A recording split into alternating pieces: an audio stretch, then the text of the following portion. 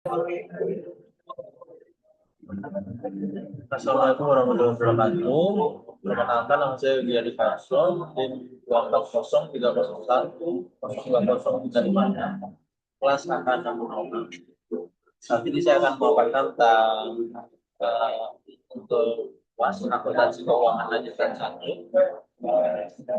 Makalah berdasarkan tugas yang telah dikerjakan kemarin.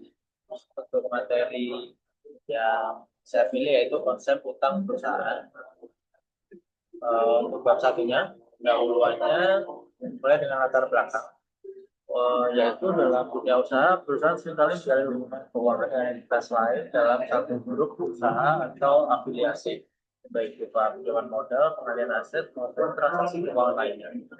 Salah satu bentuk hubungan tersebut adalah utang antar perusahaan atau intercompany loan. Utang antar perusahaan merupakan pinjaman yang diberikan oleh satu entitas pada entitas lain yang masih berada dalam satu kelompok usaha. Praktik ini lazim digunakan dalam rangka penguatan struktur modal, pembiayaan proyek tertentu, hingga efisiensi manajemen keuangan pun. Namun, utang antar perusahaan memiliki kompleksitas tersendiri, baik dari sisi kemampuan akuntansi, implikasi perpajakan, maupun manajemen risiko. Oleh karena itu, pemahaman yang mendalam mengenai konsep ini penting bagi manajemen akuntan dan pihak terkait lainnya.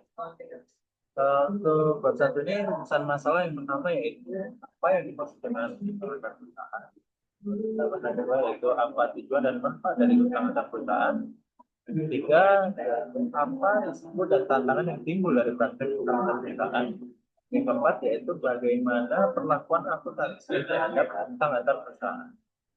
Dan tiga tulisan yaitu yang pertama menjelaskan pengertian dan konsep dasar utang antar perusahaan. Yang kedua yaitu menguraikan tujuan dan manfaat dan utang antar perusahaan. Yang ketiga mengidentifikasi risiko dan tantangan dari praktik utang antar perusahaan. Dan yang keempat yaitu menjelaskan perlakuan akuntansi serta implikasi perpajakan terkait utang antar perusahaan. Manfaat penulisan sendiri yaitu diharapkan dapat memberikan wawasan kepada pembaca, khususnya mahasiswa, bagi akuntansi dan manajemen perusahaan mengenai praktik utang antar perusahaan dan implikasinya dalam dunia bisnis. Keduanya yaitu isi atau pembahasan pengertian utang antar perusahaan. Utang antar perusahaan atau intercompany adalah pinjaman atau fasilitas keuangan yang diberikan oleh satu entitas, baik induk, anak, atau afiliasi pada entitas lain yang berada dalam satu grup perusahaan. Bentuknya bisa berupa pinjaman berbunga atau tanpa bunga, jangka pendek atau jangka panjang, dan biasanya disesuaikan dengan kebutuhan entitas menerima. Tujuan dan manfaat utang antar perusahaan beberapa diantaranya adalah yang pertama adalah penguatan struktur modal untuk perusahaan memperoleh dana tambahan tanpa harus mencari sumber eksternal. Kedua adalah efisiensi pajak. Pemanfaatan perbedaan tarif pajak berbagai sisi atau tax planning. Dan ketiga adalah optimalisasi kas, mengelola kelebihan likuiditas dalam grup secara efisien. Yang keempat adalah pendanaan proyek strategis.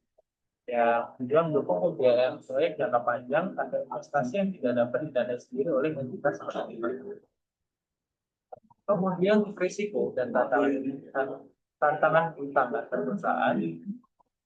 Yang pertama adalah risiko keuangan, yaitu apabila kegagalan pembayaran, bila terjadi kegagalan pembayaran oleh entitas penerima, dapat mempengaruhi cash flow.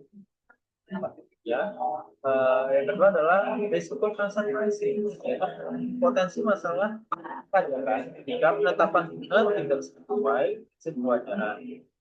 Dan risiko yang ketiga adalah risiko hukum dan regulasi. Apabila perbedaan peraturan di berbagai negara mengenai pinjaman antar perusahaan. Kemudian keempat adalah risiko laporan akuntansi. Memerlukan eliminasi dalam laporan konsolidasi agar tidak terjadi penggandaan transaksi. Kemudian berikutnya adalah perlakuan akuntansi utang antar perusahaan. Dalam laporan keuangan individual, antar perusahaan dicatat sebagai yang pertama utang antar perusahaan pada penerima pinjaman, yang kedua utang antar perusahaan pada penerima pinjaman. Namun dalam laporan keuangan konsolidasi, utang ini harus dieliminasi agar tidak menggandakan nilai aset dan liabilitas dalam Eliminasinya prinsip konsolidasi laporan keuangan sesuai dengan standar akuntansi IAS angka 65 atau IFRS. Kemudian berikutnya adalah implikasi perpajakan. Plastik utang antar perusahaan seringkali diawasi oleh otoritas pajak karena dapat dimanfaatkan untuk mengalihkan keuntungan. Menetapkan tingkat bunga harus sesuai dengan prinsip kewajaran dan kelaziman usaha atau orang lain institusi. Jika tidak, otoritas pajak dapat melakukan koreksi melalui transfer pricing adjustment. Untuk contoh kasus atau contoh soal bahasanya, yaitu semisal PT Induk memberikan pinjaman kepada PT Anak sebesar 20 miliar dan 6% per tahun. Pinjaman diberikan pada awal tahun 2024. Kemudian pada akhir tahun, PT Anak baru membayar bunga pinjaman sebesar 600 juta.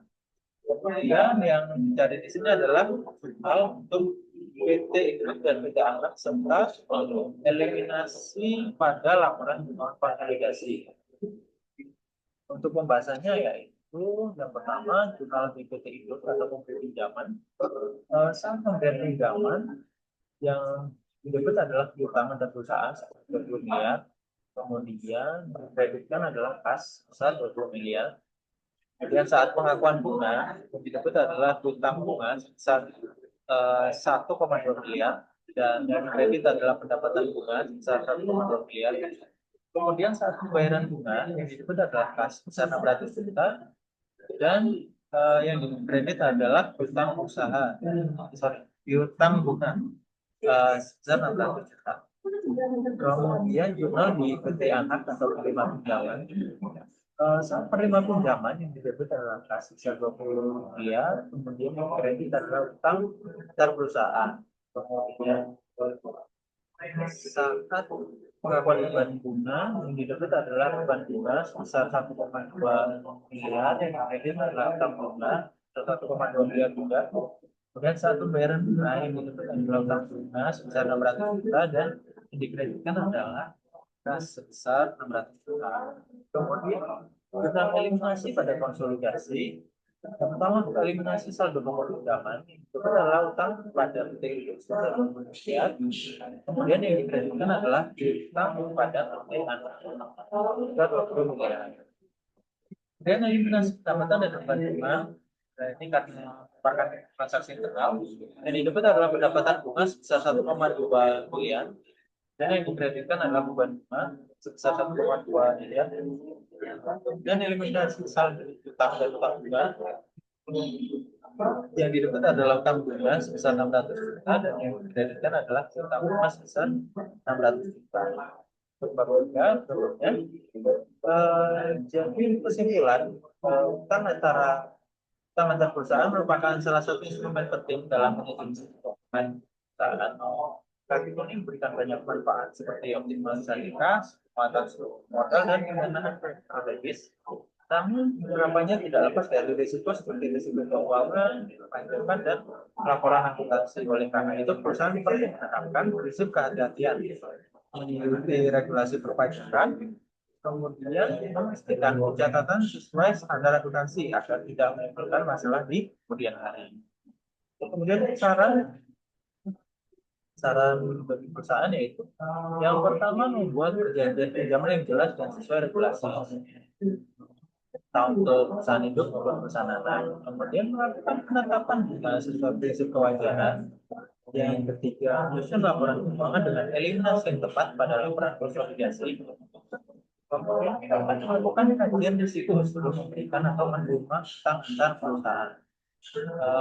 Daftar pustakanya dari Badan Indonesia 2019, kemudian OECD 2022, transfer pricing guidelines for multinational enterprises and tax administration, dan Martani di Jaya tahun 2020 tentang akuntansi keuangan menengah. Demikian pemaparan saya pada tugas puas kali ini. Terima kasih.